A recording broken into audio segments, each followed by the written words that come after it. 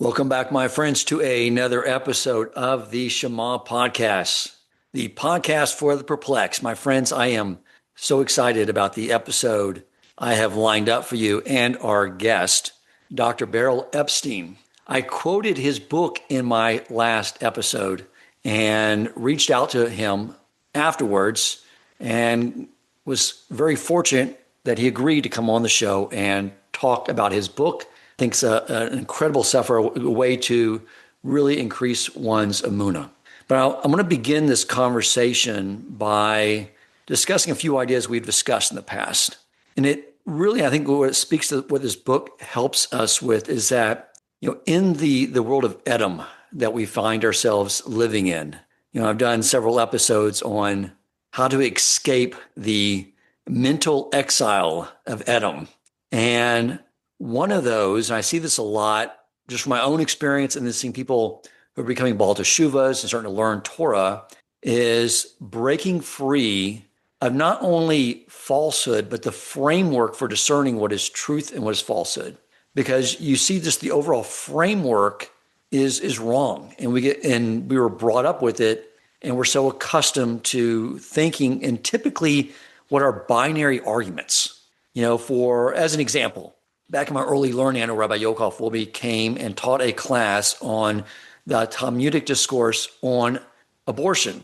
And it's a very complex decision tree. Shortly after that, a pollster came to my door and got me to agree to answer his questions for a survey. And he asked me the question, are you pro-life or pro-choice? And I said, I am emphatically high conviction for both. Because you can't do that. It's either one or the other. I was like, that is absolutely not true. You see this all the time. Another one of these binary frameworks that have been instilled in us is science true? Or is the story in Genesis or Bereshit, is that true? And it's not the framework. We get that because we have the atheists who do not want the Bible to be true. They do not want moral absolutes to be true. But then we have our Christian friends who took only our Tanakh and not our oral Torah, and their view of creation seems incompatible with the science, which is totally not true. And the reality is these things are not incompatible at all. The Torah explains why an infinite eternal creator created the world and mankind, and the science just explains a method in which he did it, or a method in which he used to hide himself in this world from us. And I've talked a lot you've heard this over and over again, that my first Torah book was a book on quantum mechanics, because it really got me to look at the world in a different way. I had many assumptions built into my framework on why there cannot be a creator. If you can't detect one with the physical senses, then it doesn't exist. And really didn't think there was any delineation between people who went to church and spoke to a God than the schizophrenia that was walking down the street arguing with someone that wasn't there. What's the difference? But what I learned through all that is that the study of sciences really helps develop a tremendous awe in our Creator.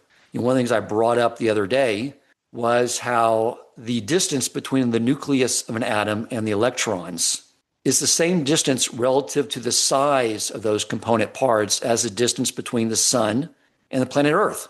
And it's amazing. What is fulfilling all that empty space? If you were to compress all that empty space, the entire universe would compress down to the size of something that would fit in the palm of our hand.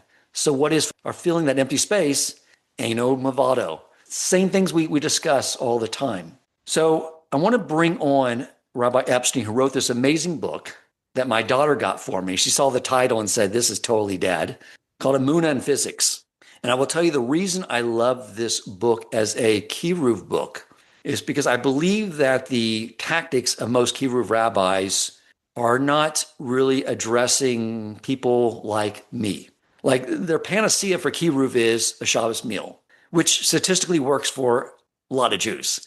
They go to a Shabbos meal, they see the character in the home and what it's like, and it makes them want to learn more about Torah. They see the output of it. For me, it would have done nothing. If you could have gotten me to get away from going to the bars at night with my friends and gone to a meal, I still would have thought this is a nice family. But until you can convince me that there's an infinite eternal creator and he gave the Jews a Torah, I have no interest. But I found this book is really something that would speak to a Dan Coleman 20, 25, 30 years ago. Welcome to the Shema Podcast, the podcast for the perplexed, where Torah insights, intertwined through personal stories, as well as interviews with leading Torah scholars, demonstrate the empowering qualities of Torah and mitzvot. To share feedback, suggest future topics, or ask questions for the host or his guests, click the show notes to join the growing WhatsApp community. Now to the show.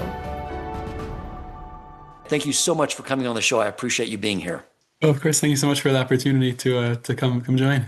So let's start with your background, because I'm sure that lends into why you were sort of motivated to write this book. So I grew up in the Chicago area in Buffalo Grove, Illinois, and went to Stevenson High School, where I started getting involved in studying physics. I just found it completely fascinating. I grew up in a home that was, we started out conservative Jewish, and then we moved to a Reform shul. And at the end of high school, I started thinking more about some of those fundamental questions of what is true, what's not true, how do we determine, what is essentially true, what's our purpose here. And then in college, there was a Chabad, or a Zalman Blooming, UNC. Now there's also a Duke Chabad, which is also wonderful. And he had this Sinai Scholars course. So I thought, look, I'll make a little money and learn some Torah. My parents will be very proud of me, probably. And I came and I was just blown away by the MS of, I've been my whole life. I did confirmation in a Reform, program in high school. And all of a sudden, everything I had seen relative to the wisdom of this Rabbi and Rebbitzin, I just felt like everything had been superfluous and vacuous. And here was like all this MS that was just ringing true. And so that definitely, started to make me think a little bit. When there's a friend of mine, also another secular guy in college, he had been taking a secular course in Tanakh. And he showed me, he said, this prophecy from Tanakh, it sounds a lot like the Holocaust. And I looked at it and I was like, whoa, this is, certain, like a lot of different steps throughout life sort of got me thinking more in a way of being open to connecting with, traditional Judaism, where I think for a lot of people, it's just not necessarily an option. It takes certain steps and certain openings for people to be more open to new ideas. And also Hoda'ah, I found that learning to develop a gratitude, to be late at night, after a party with friends and to be just thinking, I'm so fortunate to be here and to have people I connect with and good people and that gratitude to walk through a forest, end of college, I would say, like, I didn't know like Chazal, so I would say Shechiyanu, just to express. If you have so much gratitude, you have to express it. There's Yeshiva Near Yisrael, Rabbi Aaron Feldman, he says that the root of a lot of people not necessarily connecting with Hashem is kafui toivo, like a person who doesn't have gratitude for what he has. And I think there's very much something true about that. I think that the more a person cultivates a sense of appreciation and wonder of others, of the things in his life, so that sort of opens a person up to saying, well, where do I direct this thankfulness? I don't know how I can exist without, having a way to direct it and to acknowledge what I've received from the Ribono Shel Olam. Beautiful. What were the shears or learnings or teachings that you received from the rabbis on the college campus that really struck you and made you start to question your prior views and open up to new views? So one was when they were talking about what happened in a lot of Jewish movements where the movements were not successful. And I had never thought of it before like that, and it just very much rung true, the importance of education and how you have to teach Torah, and that's really the essence, and everything else is almost very secondary. Also the concept of, this is more a Chabad concept of Kabbalah, of that a person takes a physical item, and within every physical item is ruchnius, is spirituality, and we just elevate it. A table has ruchnius, you could learn Torah on it. To me, that also resonated with what I was learning at the same time in my physics courses regarding modern physics, regarding the fact that like everything has energy equals mc squared, and also the concept that even an empty space is quantum vacuum of sorts where you have particles popping out of existence and popping into existence. And you have a lot of, every atom is in a certain ground state. There's a finite energy there that's always in existence. And so some of those ideas all kind of started to overlap. And so those were two things that I found powerful from my time in college. Amazing. It seems almost like that it would be impossible for someone who studied physics to not believe in a creator, because there's so many unknowns and things that don't make sense. It seems like they almost jump through way more hoops to say that there's another explanation other than a creator than just to say, I think the term used, what's the term for you assume the simplest explanation? Well, Occam's razor. Right, exactly. It seems like they're going against that principle and wanting to dismiss the idea of there being a creator behind all of creation. Can you explain that? Sure. I believe so. I would agree with that Occam's razor, which need not be the determining, sometimes Occam's razor works, sometimes it doesn't. It's a good heuristic, but I do think that in the past, Occam's razor probably always favored atheism, and then comes, the 1900s in physics, and all of a sudden Occam's razor strongly, I believe, favors Judaism in a way where we almost have the most compelling evidence one could even conceive of within science for a non-physical creator, which would be the fine-tuning of the universe, that there's 70 or so properties which are so finely tuned that life couldn't exist without them. And not only, I'm not only talking like, well, there's a lot of ways biology could form, and so maybe we just don't know all of the ways. I hear that kind of idea. Or I'm not even talking, when it comes to discussions of how random can things be within, the variations and mutations within species, but the principle of the universe existing as a whole. For example, the electromagnetic force, if you would make it a little bit, very, very tiny bit larger, very tiny bit smaller, you wouldn't be able to have chemical bonds. We wouldn't be able to have, and all these different properties. We wouldn't have matter. Like, we really wouldn't have a universe. And so in undergraduate and graduate school, I found that people pretty much had two views on the whole thing. Like, because the universe is so finely tuned, all the parameters. So either you believed in an intelligent creator, and there were, many people in many religions, like a lot of times people think scientists are not religious. And at least where I work, it's probably 50-50 if I had to estimate. And so either people are going to accept an intelligent creator, or because of the infinite, almost nearly infinitely small probability of these properties all aligning the way that they do, even the non-religious physicists propose you have to have like 10 to the 10 to the 17 universes. And that's not the 10 with 170 zeros, that's an exponent. So there's many, many more than that. And so you predict there are so many universes, and there were people who had those theories. And like in high school, I was really into the Michio Kaku parallel universes. But I just don't think it, we've tried to observe them. Some of the groups I was involved with for particle physics before I kind of switched to something that I felt was more applicable. They did studies where they looked for other universes, and so far they've come up empty. It's kind of an empirical negative. Whereas something like Judaism, not only is there no evidence for atheism, but Judaism had, just very simply, a story of divine revelation. So if you have, any account of divinity, it's a raya to religion. It's something that points you in that direction. It is simply evidence. You even had the case with like the Trojan horse story that when I was growing up, everyone thought it was just, an old story they told. It was a Baba Mice. And then it turns out that my understanding is that historians do understand it to be historical these days. And so very simply, like a historical story is positive evidence. So to me, I always felt like the concept of atheism, I always felt like is very philosophically weak as a position, because there's no evidence for it. It's something that's, anytime you find a statistical anomaly like the survival of the Jewish people or the return from the exile. So that's a strong question on atheism, and there's not a great answer. You say, well, there's so many random coincidences and maybe we got the right one.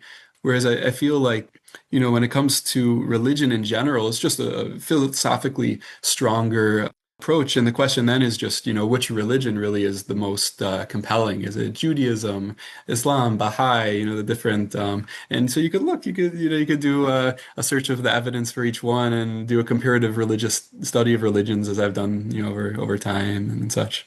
Right. I remember learning early on in this process, as I was still in the investigative type stage, breaking myself out of atheism, that the prevalent view of atheists up until, I guess, around 1940, 1950s, when they discovered this idea of the universe, the Big Bang Theory, and the universe starting off as a central point of matter, was that the universe was eternal and infinite.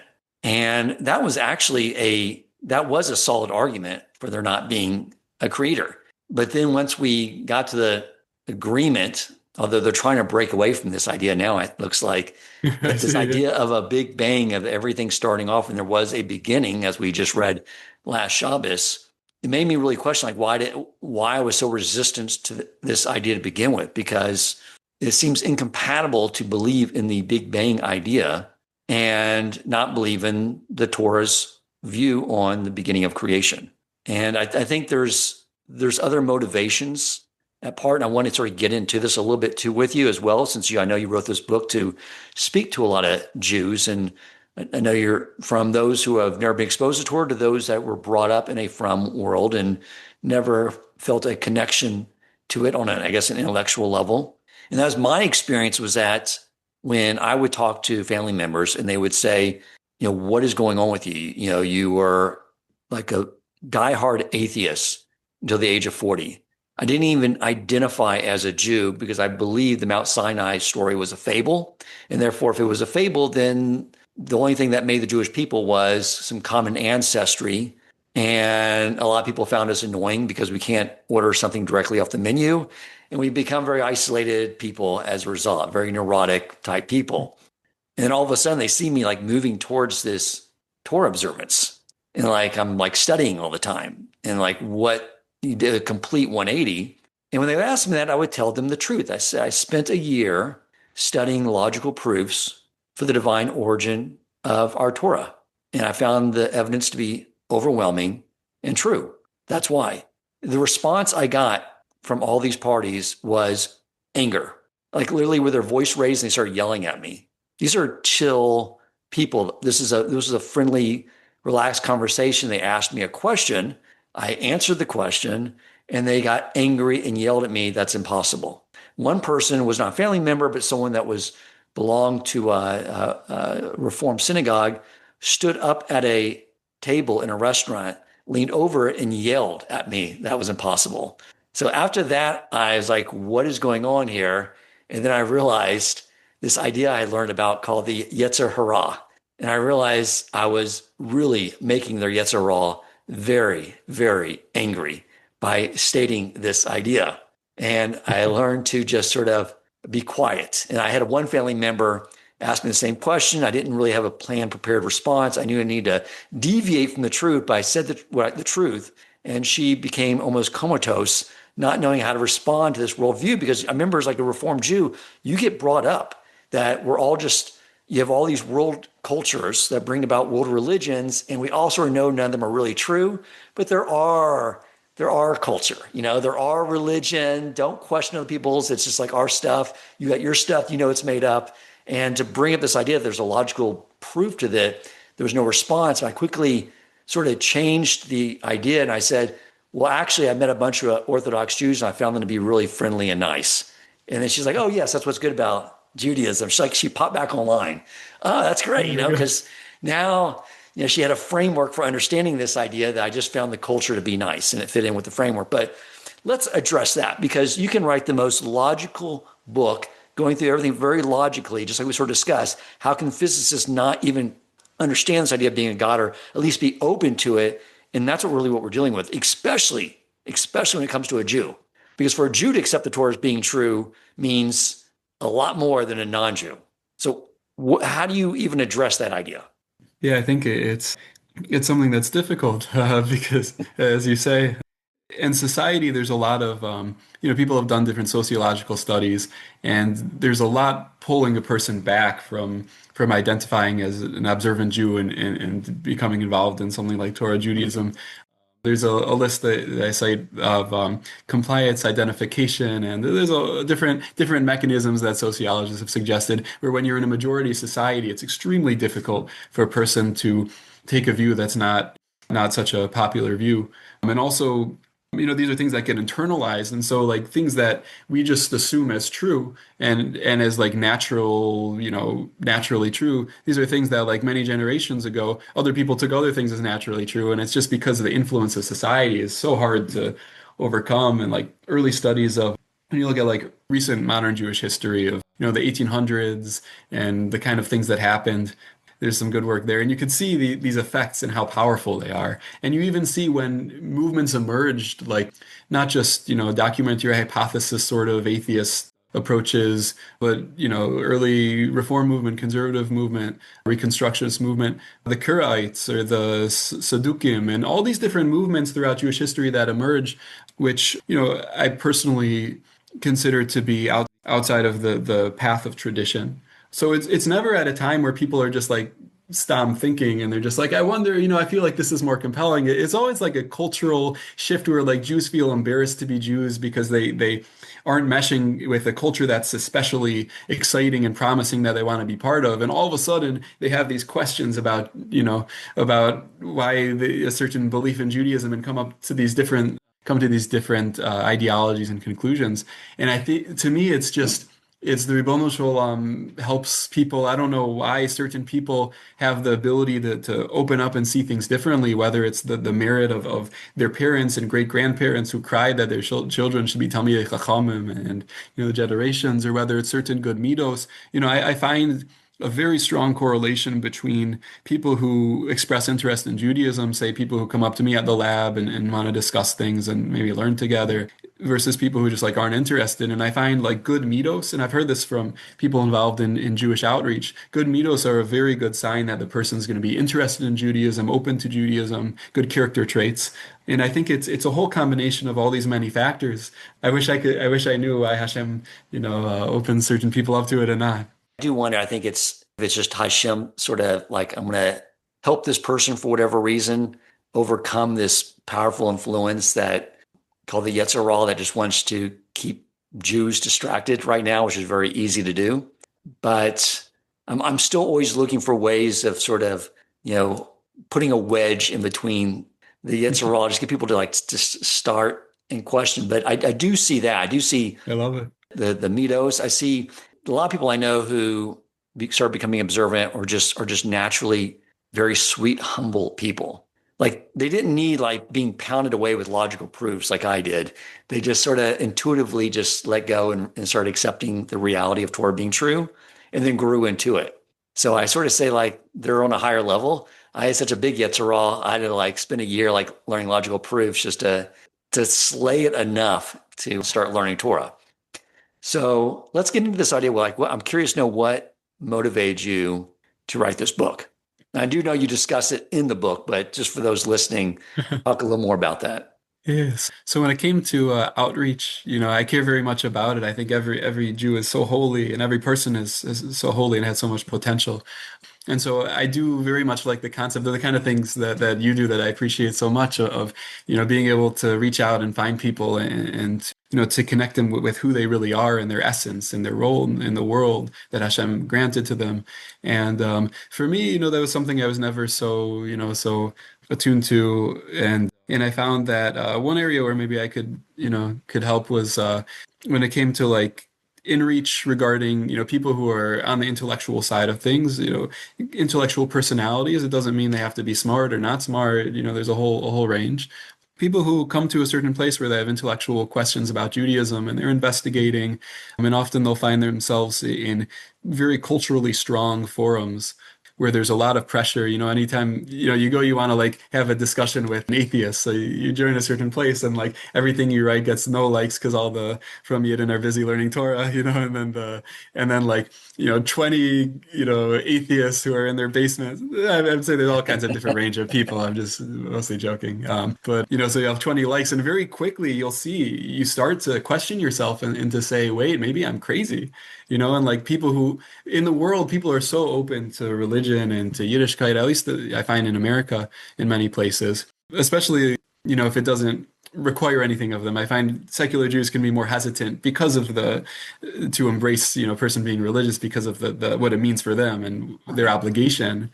But I find the world is quite open to many ideas, and I've never, as a physicist, had anyone like feel like there's anything wrong with my views. People are appreciative of it. They think it's cool. They appreciate that I treat them well because I believe that Hashem breathed a neshama into them and that there's something godly about every person. And I think people feel that. I don't know how a person couldn't when I feel a change in myself and how I treat people. And so I think I think that inReach was sort of somewhere at least where I felt I could have a discussion with these people and, they could investigate their claims. And as a physicist, where my job is to look at assumptions, to take their arguments and their assumptions, and sometimes things regarding science, because people like to try to take scientific things sometimes and to, outside of the scientific world mainly, to take scientific things and to use them as proofs against Judaism. So I didn't try to, prove anything to anyone so much. I just thought, look, people have assumptions. Let's analyze their assumptions and see if there's anything that can be helpful here. Beautiful. I love hearing that, because what you're basically saying is you have a unique vantage point, a unique skill set that your traditional Kiruv rabbi does not have, and that you can appeal to a lot of people, because right now the idolatry is science. Science is everything. In science we trust. They went on the dollar bill. It's like and that's what people really look up to. And you're a voice that a lot of us just don't have. Someone who's a physicist and this is a Baal Teshuvah that went and learned Torah and is now an observant Jew. You have a voice in this area that not a lot of people do. So it's I appreciate your efforts at writing the book and the impact I'm sure it's going to have on the Jewish world and the world at large. Let's talk a little bit about your studies and your ongoing professional work as a physicist and your ongoing studies as a Jew in Torah and developing Emunah and becoming closer to Hashem. Talk about both those, and are they two different worlds? Are they really just the same world with different lingo? Very interesting question. So at work, my background primarily is in nonlinear optics and laser physics. I'm a theorist, not an experimentalist. Usually there's the two sides in physics, but I work with experimentalists, and our collaboration is always fun and fruitful. And I started out in particle physics. I first wanted to do string theory, and then got into like particle theory, and then I wanted something a little more applied. And so it's the Applied Physics Laboratory, the Johns Hopkins APL. Which is, thank God, it's a very good place to work, and I have so much appreciation to them for everything that they do for me and my family, and I do a lot of research. It's all defense-oriented research. Some is more applied, some is more fundamental. Often there's both going on, where you're doing fundamental research into Hashem's world and understanding the Bria, and also trying to defend the country against people that want to do harm, which both I think are valuable. And then for learning, my current Seder is Bava Metzia, doing like an Iyun Kal, Gemara, Rashi, Tosfos, and I find it's a very good way to learn in depth and also to cover ground. And for me right now in time, it's thank God it's been a very good fit. Beautiful. To pinpoint the question further, as you learn the area of physics and the way the world operates, has that study on its own increased your Emunah and your awe of Hashem and His world? Very much, yeah. There's like this nice interplay between the two. I remember how you asking the question between the physics and the Torah, that like things I'll learn in physics, it definitely sometimes can help me to ask different questions within the learning, which opens up things sometimes. And in the learning, often I find it helps a lot with physics, being able to see something straight, to know what's the priority, what's the Iker question that the Gemara is asking. So you go into a room of physicists who, we all think physics is cool, but like, what do we need to figure out in order to provide for the sponsor, the real essence of what's being asked? I find that's very helpful. And in terms of Emunah, the more physics that I learn, the more I'm able to see the Ribono Shalom in the Bria, the more I'm able to understand certain things in Torah, and vice versa, where there's so many, especially in things of a more Hasidic and Kabbalistic nature, those sorts of, there's so much overlap between Kabbalah and in physics in a way that blows my mind. And the more I learn, the more it does.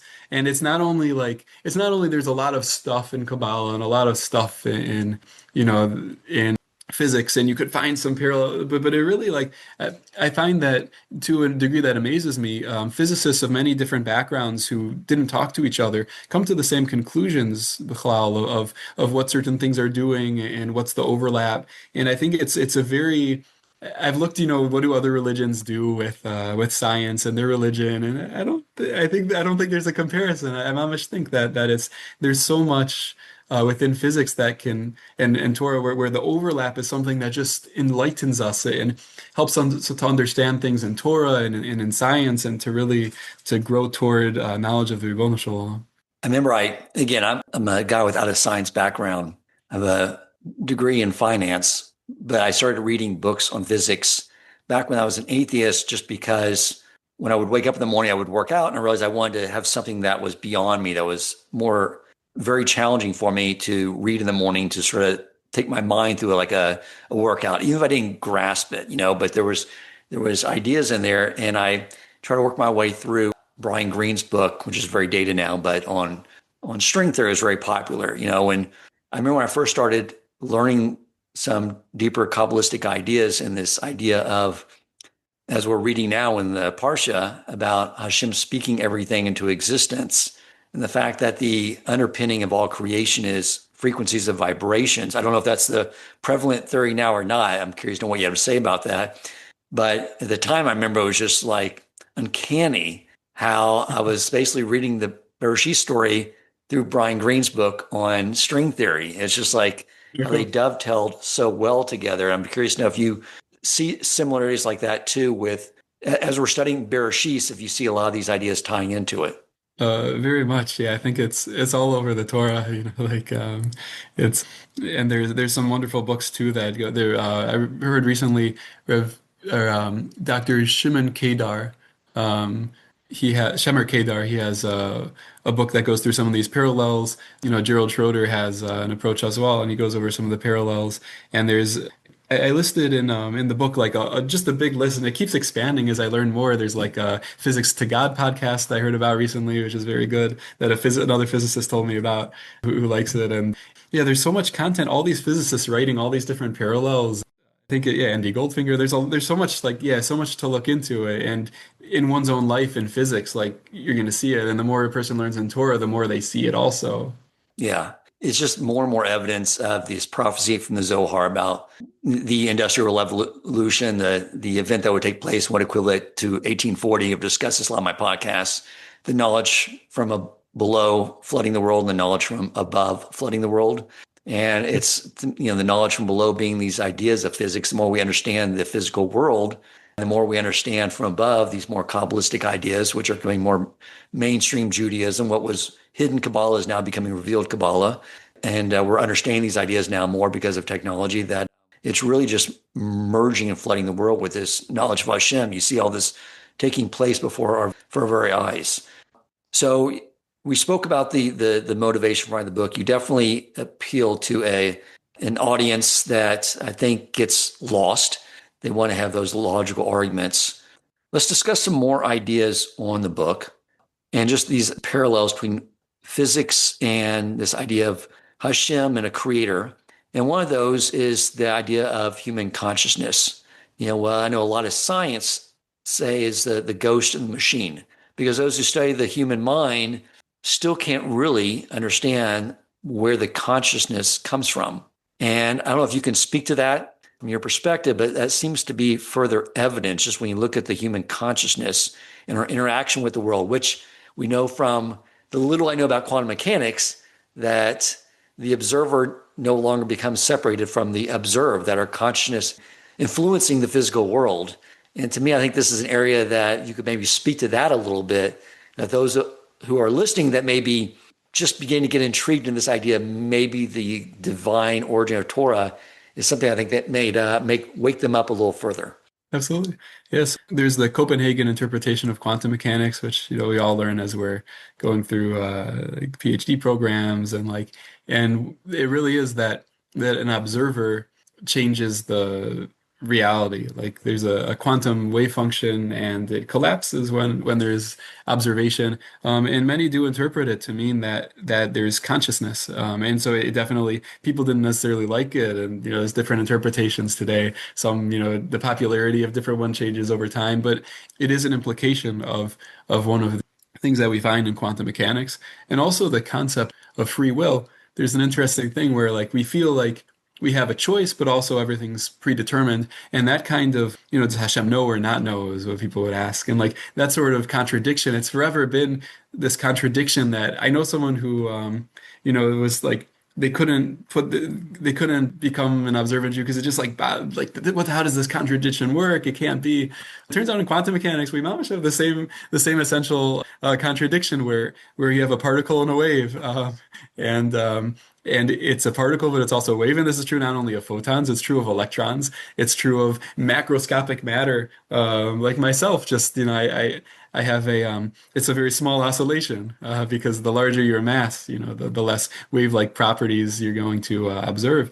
Quantum mechanics as a whole, I mean, the Chad, actually, regarding observers still, my advisor from back in undergraduate, she had a student who's a professor at Washington, I think University of Washington, who was looking into like the world as a hologram, to say that like the essence is really our consciousness, and it's just like the physical world might just be this hologram. And a lot of physicists are open to this idea. I know people that consider it to be the best idea as far as the current reality. And I think that speaks also to the whole world as like a shield for Hashem. It's like just like the sun, there's kilu, the sheath around it that is described in the Talmud, that there's a sheath protecting us from the sun, and as we see today, there's literally that which protects the sun from that radiation from the sun, because the light would be too bright. It's all just a mashal for the Ribono Shel Olam that wants to reveal himself to us, but if everything was such a revealed revelation, so we wouldn't be able to live, to exist. It's just oneness. How do you have two people where there's you and there's me, but if we really realize that we're really one and there's no barrier in between, so how do we exist? How do we, the whole, and we see it not only in physics, where the quantum mechanical world is, we couldn't exist as quantum beings. We need this macroscopic world to allow things to happen for us to be able to exist. So too, we see that in Torah, there's the Kabbalah, which is this deep, rich world that's very quantum-like, and to exist, we need halacha. Everything has to be primarily halacha, but there is the sea and the world we exist, where we experience a physical world. If it was just ruchnius that we experienced, then we wouldn't be able to have free will and to work on ourselves to be able to acknowledge the Ribono Shel Olam and live in a way that lines up with goodness and with life. Amazing. The more I learn in both areas, the more they both seem to really tie together. And I think we obviously know that. We know, the Torah is the blueprint for creation. And so the manner in which he did it, and the science just simply explains that. I was going to ask you to, you sort of touched on this, but this idea, and I just, as we were studying the Parsha, it felt like it was like just filling me a lot of questions for this interview as we were studying Bereshis this last Shabbos. But this idea of, let there be light, and, light is both these particles and waves. And if you could talk a little bit about like why that seems to be a contradiction. And if you ever like sort of thought through when you say the Torah, what that possibly could mean as well, and what Torah insights maybe we can glean from what seems like a contradiction. I'd love to. And you're asking a laser physicist about light, so that's a good, I've spent a little time thinking about it. Yeah. So as you mentioned, there's this particle and wave-like property, and one way to understand it would be that if you had some metal sheet, and then you put two little holes in it, two slits, and then you sent a bunch of light through, or it could be a bunch of electrons. But so what you would find is that you end up with sort of an interference pattern. If you send a bunch of light through, you'll look at the other end, and you can, in a macroscopic, in a very classical way, you can understand where the interference fringes should be based on the light. But then if you would if you would tune the energy of the light down very, very much, so that you're just sending one light particle one quanta at a time, a fixed amount light is always quantized, which is an interesting thing. What does that mean for Torah? So when you send each photon through, it goes through one hole or the other, and then it's going to come to the other side and build up a certain pattern. And so like it's just individual photons going through. So how do you get that ultimate interference pattern? So what you see is that as you send individual photons through those two slits, so on the other end, one photon hits here, one hits here, one hits here, and over time, as you build up that distribution, you actually get an interference pattern. And so within the light, fundamentally, it is a particle. There's only one photon that went to one location, but at the same time, it's a wave because it's interfering with itself. This one photon, how does it know what the other photon did, or how does it fundamentally have some probability that depends on this interference between other photons? It's sort of this inherent strange contradiction, and what makes it worse is electrons do it too. And so I think what it means for like Torah is like the Torah is called Or. We have, there's the Or that Hashem hid, the Or Haganos that was hidden away for the tzaddikim, and that's definitely a spiritual light. And I think the Ramban and others, it's understood like the light in the Torah, it's speaking about big things. It's about the light of Hashem. And so why do we have light? Like the sun gives light. So it's a metaphor, and it helps us to understand, like when we look up, the light makes us happy and we can see things. So too Hashem enlightens the way for us and lights everything up. And when you stare at the sun, it's too bright. So too, if a person could be awful to stare at Hashem, so you wouldn't exist. You just become one. And so I think what you see is sort of a particle and wave-like property within. So we say Torah is light, and that it's often that comparison is made. So too, just as light has wave properties and particle properties, I think the Torah also has both properties, where the halacha in Torah shebechsav, which is written, it's fixed. It's like a particle. Particle means there's a fixed position and place for it. And then there's the wave properties of Torah, where you can have a machlokes, where there's two opinions, where each one is really the different facets of the Torah, like of a crystal, 70 different ways to understand, 70 panim, shivim panim of Torah, and they all exist, and Beis Hillel and Beis Shammai both are true, and they exist as one. It's a wave. And then you have interference, and the Kabbalah is very wave-like. It's you could have a wave. It exists all the way there, and it exists all the way over there, infinitely far away, as a single wave. So too with Kabbalah, when we realize from one end of the world to other, Hashem is Malay Olam. Beautiful. So that's one overlap. Wow. Very nice. So the audience knows I did not prep you with any of these questions in advance. So that's very, very well done.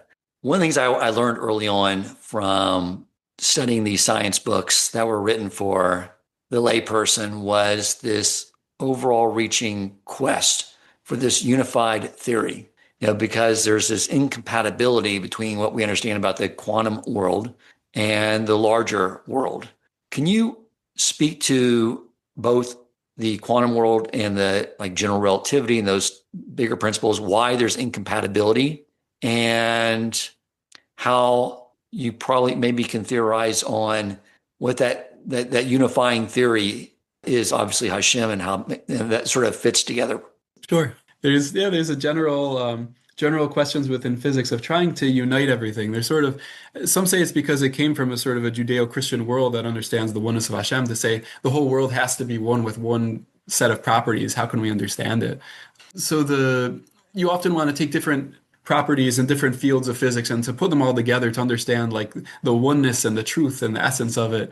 And so one thing you might do is to take thermodynamics with quantum mechanics, and you could put them together and have, you see thermodynamic properties in quantum mechanical systems, and then the quantum world with the classical world, and to see how quantum mechanical properties really manifest themselves in macroscopic realities, and that's a field. And so too with gravity and quantum mechanics, and that's one which is just so hard to put together, that what people really do, the best theories as far as I understand are string theories, which are interesting in that it's things that we don't observe at all. There's not any empirical evidence for string theory, but what happens is physicists come together and they say, we're trying to understand reality. So what resonates with us, what math is elegant, and what, as our personal human experiences, seem to indicate that this is the right theory. And it's aesthetic and it's resonant and it's the same things that often, atheists will criticize religious people for, of, having sort of using experience. Many will use experience to try to inform something. But the truth is that in physics, we also do such a thing when something resonates as a good theory that we can't prove we can't prove with an experiment. So we still have all these books and studies on string theory. So too with religion. And to be honest, everything we do, any thought that we have, you can't, an honest person can't say that that's not experiential as well. Everything we can think and all the calculations we do, it's all based on our experiences. And then based on that, we use logic to try to calculate things. And that's just an interesting thing from string theory. And as far as a unified field theory, so there's four fundamental forces. There's electromagnetism that we're all familiar with, where charges that repel each other and attract, and magnets are part of that repel each other, where you have electrons spinning in the same direction for two atoms. And so there's electromagnetism, there's gravity, also people are very familiar with. What people are less familiar with is the strong force and the weak force. And the strong force is I'll start easier. The weak force ties a nucleus together. You would say, how can you have protons and you have neutrons, positives and negatives, and it sticks together? Like, why does that work? There's a weak nuclear force that holds these nucleons together. And then there's the strong force. Some listeners may be surprised to hear that a proton is made out of three quarks. It's an interesting, and quarks interact with each other by exchanging gluons, similar to the way that electromagnetism happens through electromagnetic perturbations. They're like sending photons back and forth in a way. And so these four forces, physicists understand that they're one. And there's sort of this understanding that really everything has to be Chad, Hashem Echad, and it doesn't just mean there's one God, really it means the whole world is one. That's why we're Makabel Ol Malchus Shamayim. Why does it mean that when we say the Shema, we're accepting upon ourselves to do all the mitzvos? Because when we say Hashem is one, that means we're one with Hashem, and everything we do, our whole life, everything we dedicate our life to, has to be Hashem. It has to be one, and that's accepting the yoke of heaven. And so that oneness that everyone's aware of, and that shows up throughout all of physics. And I discuss it at great lengths in the book, how we see the oneness of Hashem in all these different physical things in the world. So by the unified field theory, there are these four forces. We've seen how to combine analytically on a piece of paper. The electromagnetic force and the weak force turn into electroweak force. And people understand that the strong force and the gravitational force also are going to be part of this one unified force that at the beginning of the universe was, and then it broke into four disparate pieces. So it's like interesting. The Baal Shem Tov says that our job in the world as Yidden is to take the four letters of Hashem's name and to be meyached it, to bring these four letters together to show the unity in every action we do. And he says that's the greatest purpose of a Jew, to take these four letters of Hashem's name and to unite them. And there's Kabbalistic meanings of what that really means, but we see also by the field theory, many say it's the most important purpose of physics, the greatest goal of all physicists, is this unified field theory, a grand unified field theory. And I think it's just a reflection of our mission in the world to take these four letters of Hashem's name and to unite them. Beautiful. Yeah, I've seen the four-letter name of Hashem used as a parallel to those four building forces in creation: the gravitational, electromagnetic, strong force, weak force. And have you found the number four, that fingerprint of Hashem, if you will, appearing in other areas of the sciences? Very much, yeah. That they say everything is just a compilation of the letters of Hashem's name in the world. The Kabbalistic idea is that it's all just a combination of letters. So in DNA, and Yosef Sabag is his website where I saw this idea that DNA, it's all made of four letters, and it's just different combinations of letters, which, the Kabbalists would be going crazy that, like, wow, this is mamish like what we say, that everything's made out of the letters. And there's a book by my friend Rafi Billick where he discusses, the significance of different letters. And four really, when we see this number four in science, it really corresponds to how people understand four in the Torah. Sometimes like people would worry you're just taking numbers and the number lines up. And so it's really not that. Really, there's a significance in the number. And you'll find hopefully readers will find in the book that all of the physical parallels are usually very multi-layered. I find that that's the most convincing when it comes to Emunah, because a person has to know when it's just coincidence and when that resonance is true. Unless, a listener think that, I just like to find resonances and find patterns where they don't exist. So like in physics, you have to know where to find patterns and where not to find patterns. What really resonates and what's significant and what's not. And research helps to do that. And I recently proposed a solution to a 60-year-old problem in 60-year-old maybe mystery in astronomy, which derech agav, it's not my field, but something I was doing laid into it, and so some of the evidence that they just found suggests that the theory is right, but I don't really think it's right. I mean, sure it's right. I hope it's right, but I don't feel a resonance just to think, I think my theory is right because I'm connected with it. Whereas when it comes to Torah and science and the MS of Torah and what's statistically significant, so I do find that that's a resonance that as a physicist who's kind of built up that intuition as far as what just is a coincidence and what's not, I do find that the Torah really resonates as true in a way that other things don't. Beautiful. This is a fantastic book. Beautiful, so well done. I encourage everyone to go get it. I will put a link to purchase the book in the show notes. I've had such tremendous joy just reading it, the way you approach everything using reason and using physics and probability theory to just have a rational argument about looking at the atheist view towards the world and the Torah view, and just approaching it in a way that any Jew who's listening who is going to get the book, if you're questioning whether or not our Torah came from its divine authorship, if it came from the heavens, you're not going to have, I think, a lot of wiggle room after reading this book to accept anything other than the fact that it is. Okay, so you will have your own Mount Sinai experience by the time you finish writing the book. So Mazel Tov in advance.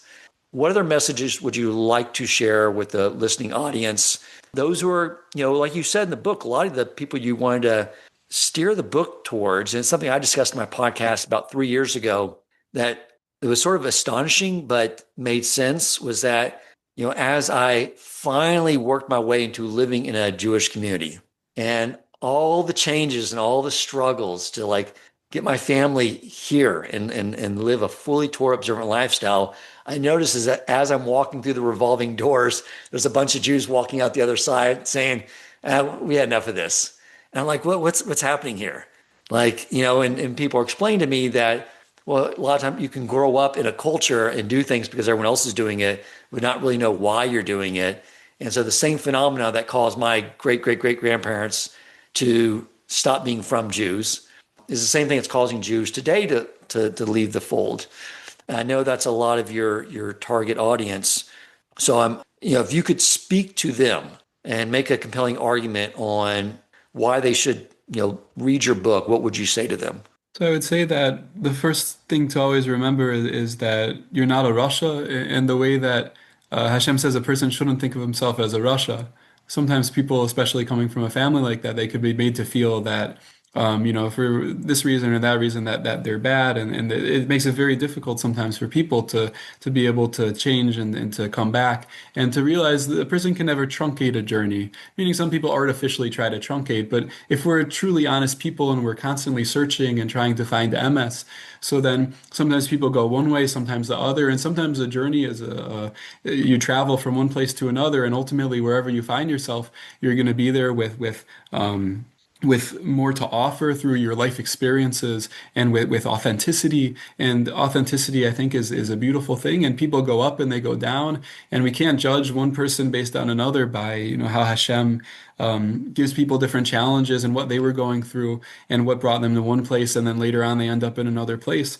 And I think that the main thing is always to try to, I think if a person is being a good person, and always everybody agrees, everyone has to try to have shalom with family and to treat people like a mensch, and all the things that we see that the Torah world and that the Torah can teach a person to really grow in a way that I haven't seen it in any other anything else. And non-Jews in the community have told me, and many people have told me, you just don't find it anywhere. This godless that can happen of a person constantly working on himself and trying to become godly in the effect that you see, where a person's mamish, instead of selfishness, you replace the I with the Ribono Shel Olam, and you just see a certain greatness. And so if that's the level a person can achieve, and if our great-great-grandparents sacrificed so much so that we could have the Torah, and no one else is doing it for us, all these nations, they're doing their thing. Like, someone's got to, we have a certain chiyuv, I think, to continue to think and to learn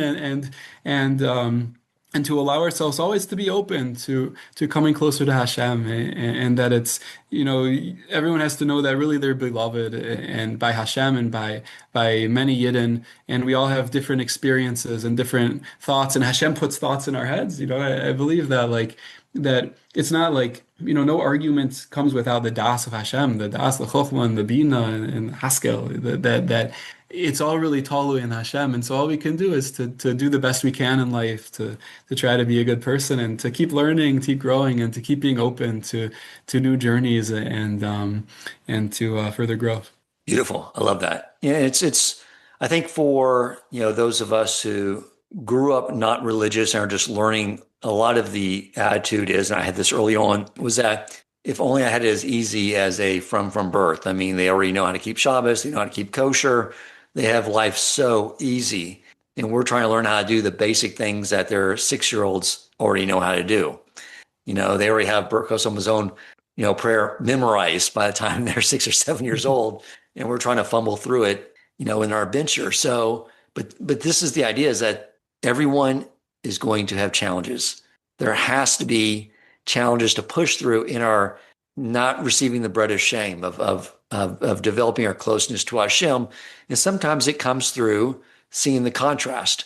Those of us who come in, we see clearly the contrast between someone living Torah observant lifestyle and the non-Torah observant lifestyles that exist. Like you just mentioned, you see it change people's character traits. I heard something not too long ago that B'nai B'rak is a very poor, from a material standpoint, poor area. And if you look at any poor area in the world, there's a correlation between the level of poverty and the crime rate. The more poor it gets, the higher the crime rate. Now, I've heard, like, in B'nai B'rak, no one locks their doors. Like, it's like, because everyone has fear of Hashem. They know there's, that's like, wouldn't even fathom their mind to go steal something from someone. And to me, it's like another, just beautiful example of what Torah observant Judaism brings to the Jewish people and the world at large. So I want to thank you so much for writing the book, for coming on the show. I hope I can have you on again, because I have so many questions and things I would love to discuss with you. I think it'd be beneficial, not only for me selfishly, but for the listening audience. So hopefully we can arrange that. Hopefully it's the beginning of a friendship. So Dr. Epstein, thank you so much for coming on the show. Thank you so much for having me. I really appreciate the podcast, everything you're doing for Klal Yisrael, and I look forward to listening to upcoming episodes. Thank you for listening, and if you enjoyed the episode and found it meaningful, please take a moment to rate, review, and share the podcast.